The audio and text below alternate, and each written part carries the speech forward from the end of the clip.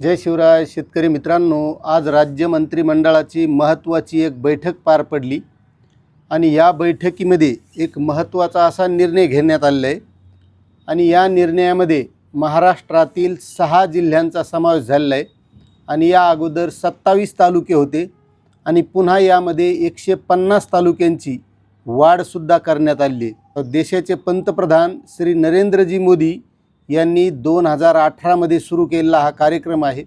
मग आता या कार्यक्रमाअंतर्गत या जिल्ह्यांचा या तालुक्यांचा एक वेगळ्या प्रकारे विकास केला जाणार आहे।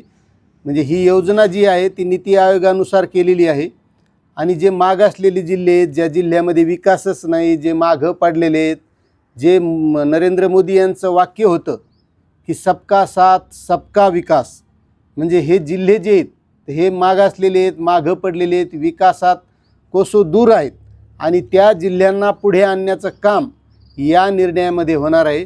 आणि त्यामध्ये आज महाराष्ट्राच्या मंत्रिमंडळाच्या बैठकीमध्ये महाराष्ट्रातील 6 जिल्हे आणि 150 तालुक्यांचा समावेश झालेला आहे।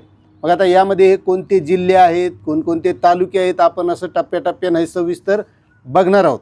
या जिल्ह्यांचा या तालुक्यांचा केंद्र सरकार आणि राज्य सरकार मिळून हा विकास केला जाणार आहे आणि नेमकं हे जे कार्यक्रम राबवण्याचं काम आहे ते राज्य सरकारकडं आहे आणि राज्य सरकारनंच मग या जिल्ह्यांची आणि तालुक्यांची यामध्ये समावेश करण्यात आलेला आहे। यामध्ये या जिल्ह्यांचा महत्त्वाचा विकासाचं कामं म्हणजे त्यामध्ये महत्त्वाचं आहे क्रमवारीनुसार आरोग्य सेवेला यामध्ये प्राधान्य दिले जाणार आहे आणि आरोग्य सेवेसोबतच शिक्षणाच्या सुद्धा योजना यामध्ये राबवल्या जाणार आहेत।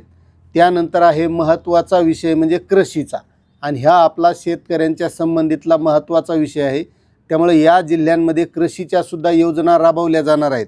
आता यामध्ये जे जिल्हे समावेश झालेले आहेत त्यामध्ये तुमचा जिल्हा आहे का नाही हे सुद्धा तुम्हाला पाहणं गरजेचं आहे, तुमचा तालुका आहे का नाही हे सुद्धा आपल्याला बघणं गरजेचं आहे।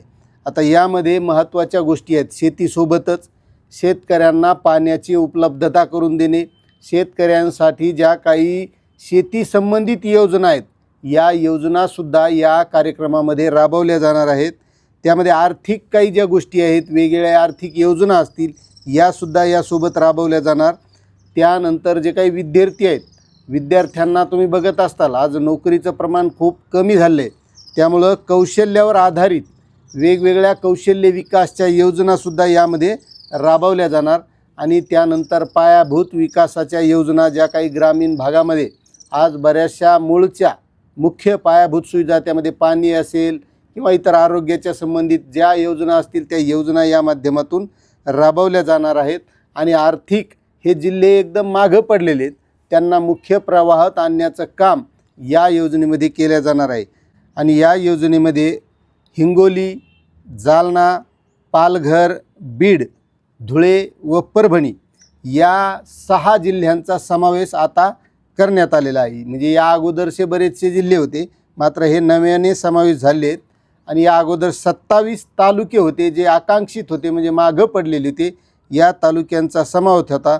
आता यामध्ये 150 तालुक्यांचा सुद्धा समावेश झालेला आहे आणि त्यामुळे जो काही संतुलित, सर्वांगीण व गतिमान विकासाच्या योजना या जिल्ह्यामध्ये राबवण्यात येणार आहेत। मित्रांनो, असा महत्त्वाचा शासन निर्णय आज मंत्रिमंडळाच्या बैठकीत घेण्यात आलेला आहे। त्यामुळे या जिल्ह्यामध्ये विकासाच्या बऱ्याच साऱ्या योजना यापुढे सुद्धा राबवल्या जाऊ शकतात आणि त्या योजना राबवण्याची माहिती आपण या चॅनलच्या माध्यमातून देण्याचा हमखास प्रयत्न करत असतो। त्यामुळे तुम्ही जर आपल्या चॅनलवर नवीन असाल तर चॅनलला सबस्क्राईब करा, व्हिडिओला लाईक करा आणि जास्तीत जास्त बांधवांना ही माहिती शेअर करा। धन्यवाद।